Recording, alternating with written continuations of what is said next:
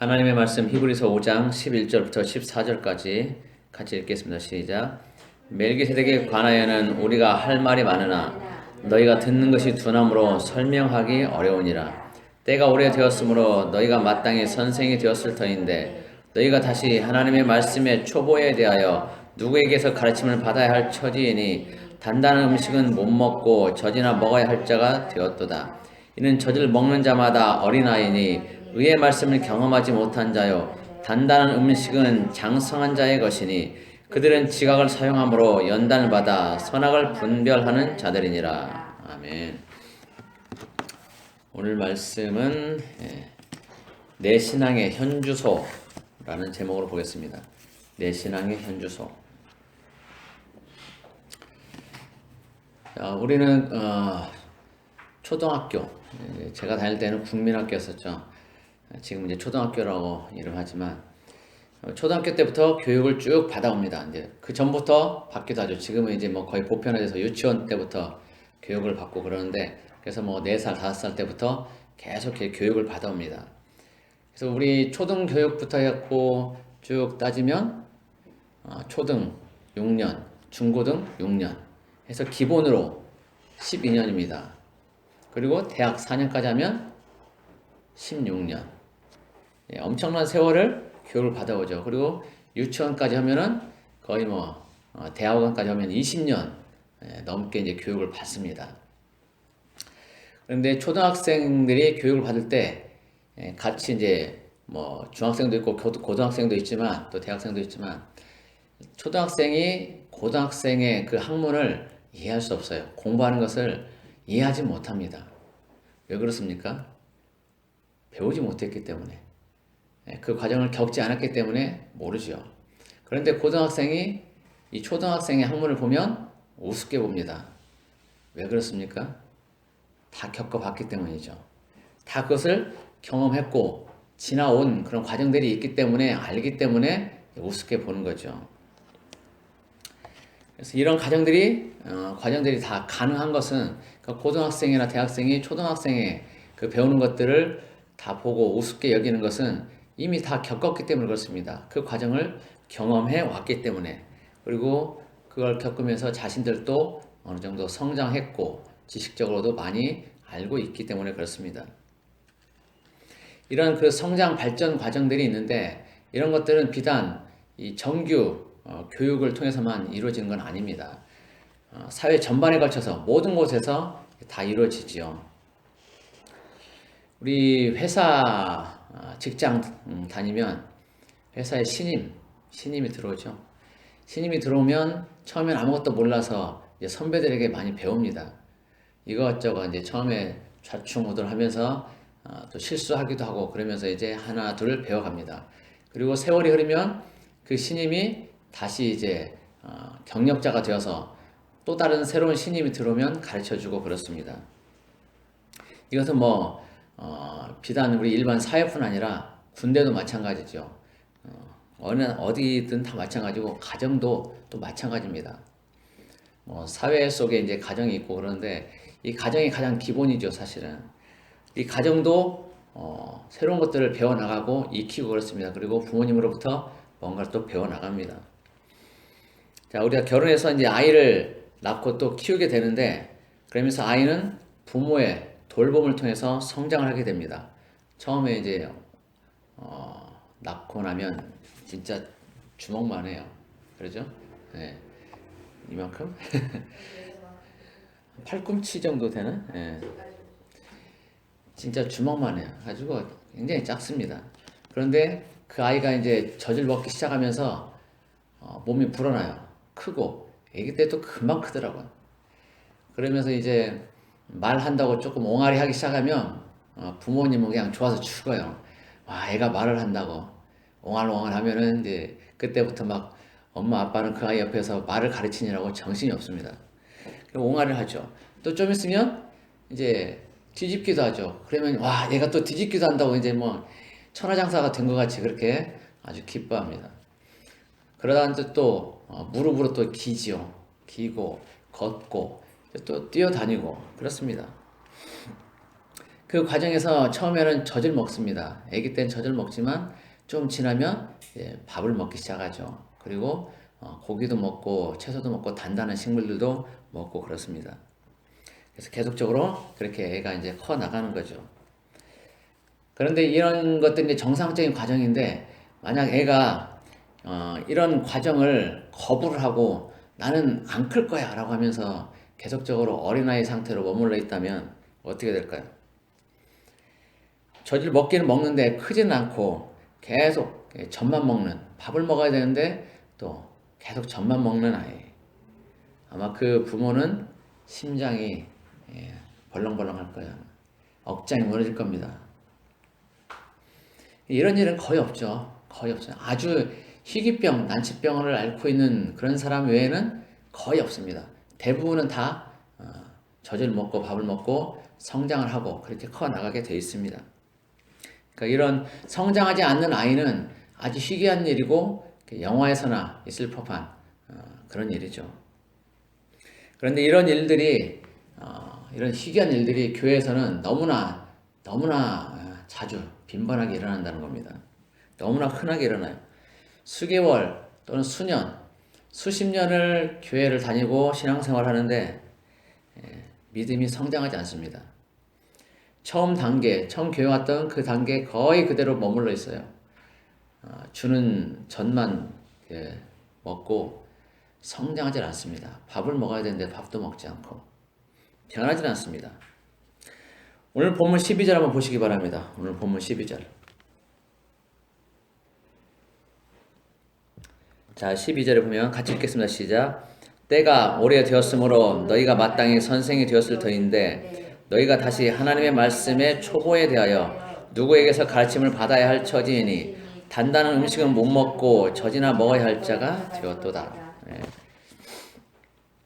교회도 하나의 유기체고 그렇기 때문에 이 성장을 해야 됩니다.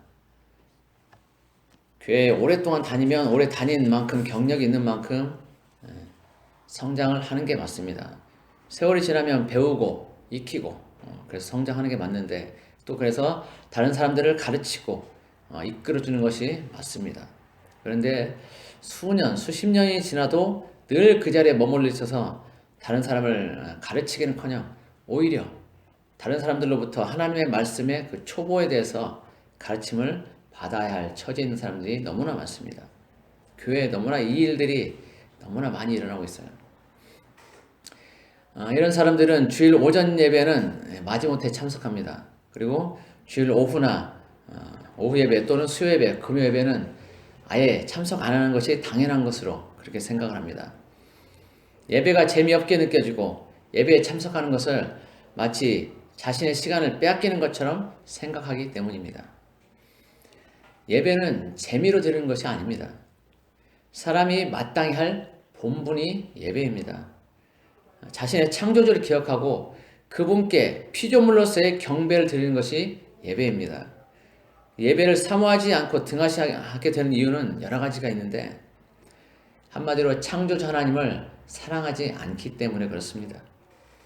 우리에게 베풀어 주신 은혜, 그 은혜를 모르기 때문에 예배를 드리지 않는 거죠. 하나님을 가까이 하지 않는 거죠. 한마디로 배은망덕이라는 말로 대체할 수 있습니다. 짐승들도 자기 주인을 알아봅니다. 집에서 기르는 개는 자기 주인에게 충성을 다합니다. 그런데 사람은 그 만드신 창조주 하나님, 그 하나님을 알아보지 못합니다. 충성은 고사하고 자신을 만드신 분이 하나님이라는 것조차 인식하지 못합니다. 이사야서 1장 2절 3절을 보면 이렇게 말씀하고 있습니다.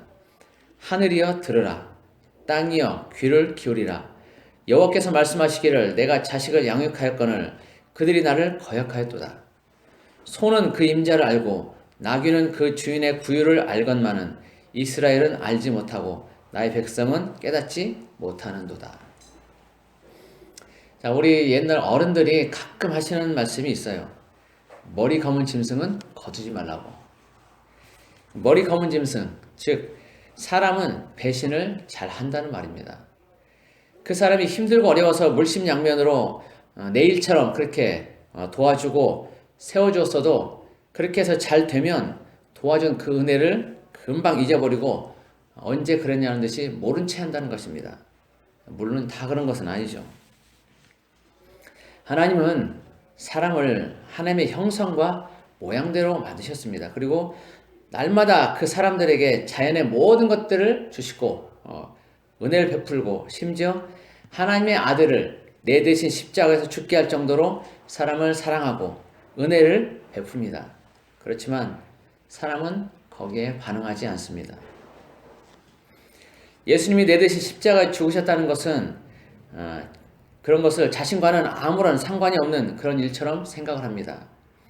오히려 누가 내 대신 죽어달라고 했냐고 비아냥거리면서 따지는 사람도 있습니다. 세월이 지나고 신앙의 연륜이 쌓이고 변화가 있고 성장해야 되는데 늘 그 자리입니다.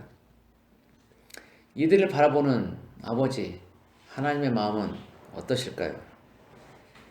자식에게 배신당하는 부모의 그런 마음일까요? 믿었던 도끼에 발등 찍히는 그런 마음일까요? 하나님은 이런 사람들을 보시면서 마음이 무척이나 아프실 것입니다. 이들은 왜 이렇게 하나님의 사랑을 몰라주고 그 마음을 몰라주는 것일까요? 왜 예배를 사모하지 않고 재미없어 하는 것일까요? 이렇게 된 데에는 이유가 있습니다. 이들이 말씀을 듣기 싫어하기 때문입니다. 우리가 잘 아는 로마서 10장 17절에서는 이렇게 말씀합니다. 그러므로 믿음은 들음에서 나며 들음은 그리스도의 말씀으로 말미암았느니라. 하나님의 말씀을 들어야 믿음이 성장하는데 안 듣습니다. 날마다 밥을 먹고 음식을 섭취해야 되는데 달랑 일주일에 한 번 어거지 밥을 먹고 나머지 날들은 굶고 지냅니다. 일주일에 한 끼 밥만 먹고 일주일 버티는 사람이 과연 온전할 수 있을까요? 아마 건강이 급격히 악화될 것입니다. 하나님의 말씀은 영의 양식입니다. 그런데 우리의 영이 양식을 거부하기 때문에 우리의 영은 성장하지 못하고 늘 빼빼 말라 있습니다. 고사 직전입니다. 육신도 그렇지만 영도 양식을 먹지 못하면 제대로 자랄 수 없고 그 몸을 지탱할 수 없게 됩니다. 영의 양식을 취할 수 있는 방법은 여러 가지가 있지만 그 기본이 예배 참석입니다. 예배 참석에서 말씀을 듣고 공동체 교제를 나눌 때 그 영은 건강해집니다. 할 수만 있으면 매일 예배를 드리는 것이 좋습니다. 정규 예배인 주일 예배, 수요일 예배, 금요일 예배에 참석하고 나머지 요일에는 집에서 가족들이 모여서 가정 예배를 드리면 좋습니다. 물론 가족 여건상, 사정상 여건이 안 되어서 가정 예배를 드릴 수 없는 그런 가정이 있겠지만 할 수만 있으면 같이 모여서 예배 드리는 것이 좋습니다. 가족이 못 모이면 혼자서라도 가족들 각자가 처해 있는 그 처소에서 혼자라도 예배를 드리는 것이 좋습니다. 사실 엄밀히 말하면 정규 예배보다는 가정 예배가 더 중요하다고 할 수 있습니다. 하나님이 처음에 세우신 것은 교회가 아니라 가정이기 때문입니다. 가정에서 말씀이 바로 서고 예배가 제대로 드려진다면 그 가정들로 구성된 교회는 건강하지 말라고 해도 저절로 건강해질 수밖에 없습니다. 그렇게 되는 거죠. 이것은 성경의 기본 이치입니다. 하나님은 가정 예배를 통해서 가족 구성원들을 축복하시고 교회를 축복하십니다. 가정 예배라고 해서 특별히 달라질 것은 없습니다. 정규 예배처럼 하면 됩니다. 다만 말씀을 풀어서 알려줄 사람이 없다면 성경을 읽고 그 의미를 깊이 묵상해보면 됩니다. 그것이 어렵다면 여러 가지 관련 교재들의 도움을 받으면 더 좋겠습니다. 시중에 나와 있는 큐티 책들을 구입해서 그 책에 있는 찬송과 말씀을 같이 나누고 예배하면 많은 도움이 될 것입니다. 우리가 보고 있는 큐티 책도 괜찮습니다. 찬송과 말씀 또 간증 이런 것이 있어서 예배 보조 교재로 쓸만합니다. 이렇게 매일매일 예배를 드리고 그 가운데 말씀을 먹다 보면 그것이 습관이 되어서 어느 순간 영적으로 건강해진 자신의 모습을 보게 될 것입니다. 말씀은 그 자체가 살아있는 생명입니다. 그래서 말씀을 자주 접하다 보면 그 말씀이 내 삶에서 역사하게 됩니다. 내 삶을 변화시킵니다. 말씀이 어떻게 나의 삶을 변화시키는지는 히브리서 4장 12절을 보면 알 수 있습니다. 하나님의 말씀은 살아있고 활력이 있어 좌우에 날선 어떤 검보다도 예리하여 혼과 영과 및 관절과 골수를 찔러 쪼개기까지 하며 또 마음의 생각과 뜻을 판단하나니, 이렇게 되어 있어요. 이게 히브리서 4장 12절 말씀입니다. 말씀이 혼과 영을 찔러 쪼갠다는 겁니다. 그리고 마음의 생각과 뜻을 판단한다고 합니다. 한마디로 말씀이 내 안에 들어와서 나를 수술하는 겁니다. 잘못되고 병든 부분들을 도려내고 새살이 돋게 해주는 것이죠. 그리고 말씀을 통해서 내가 하는 생각이 옳은지 그른지 비춰보고 올바른 판단을 할 수 있게 되는 것입니다. 우리가 수술 받아야 할 부분들은 갈라디아서 5장에 잘 나와 있습니다. 이것들은 성령을 거스르고 육체의 욕심을 따라서 그렇게 살기 때문에 생긴 결과물들입니다. 갈라디아서 5장 19절에서 21절까지를 한번 보겠습니다. 한번 찾아보시죠. 갈라디아서 5장 19절부터 21절까지.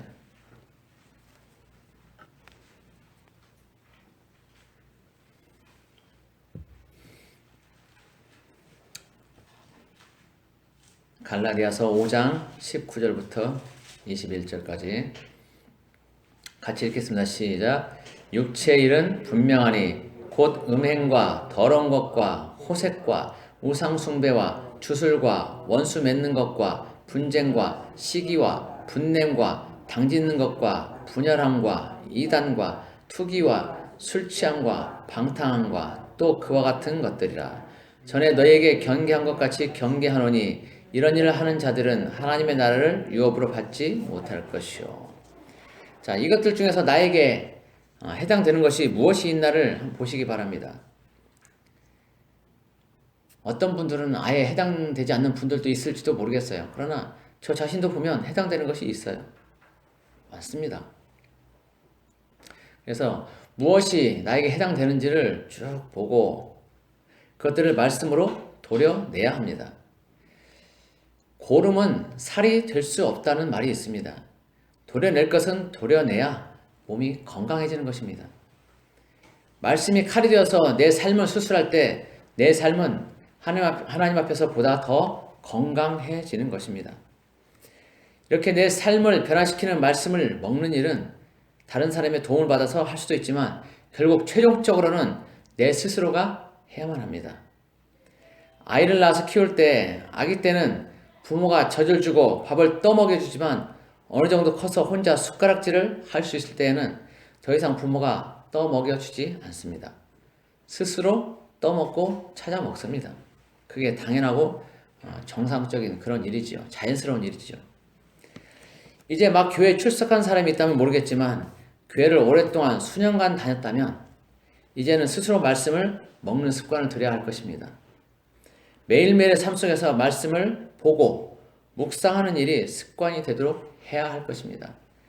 우리가 지금 하고 있는 큐티인 이 책 매일매일 하게 돼 있죠. 매일매일 말씀을 읽고 묵상하게 돼 있습니다.